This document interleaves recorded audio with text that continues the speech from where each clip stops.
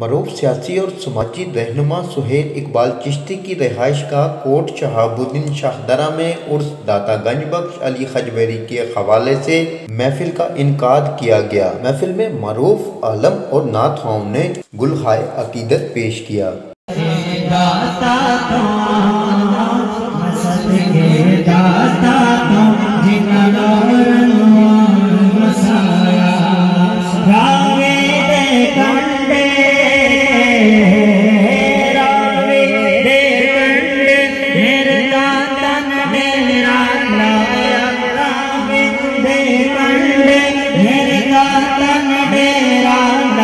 इस मौके पर दाता अली हजवेरी रहमतुल्लाह अलैह की जिंदगी और हयाती तैयबा के मुख्तलिफ पहलू को उजागर किया गया। महफिल में दाता अली हजवेरी गंजबख्श रहमतुल्लाह अलैह की मरूफ किताब कश्फुल महजूब के मुख्तलिफ अनवान पर भी रोशनी डाली गई।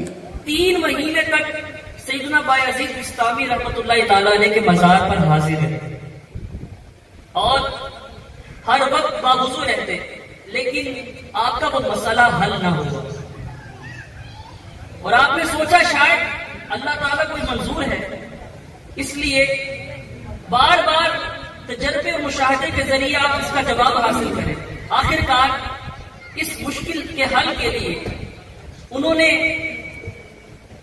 खुरदरा लिबास पहना, असा और वुजू का बर्तन हाथ में थामा और खुरासान की जानिब रखते सफर बांधा।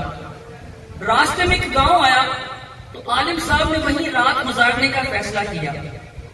गांव में एक ऐसी जगह पहुंचे जहां पर दीनदार नजर आने वाले और दुनियादार रिहाइश पजीर थे। उन्हें वहां ऐसे कई चेहरे नजर आए जो खुशहाली और बेफिक्री से दमक रहे थे, यानी चमक रहे थे।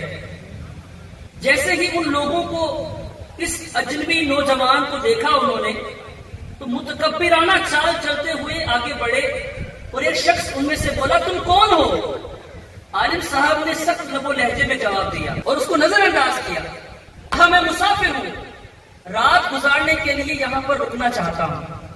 साथी आदिल बेग के साथ मियां वकास सहीद, यून्यूज़ लाहौर।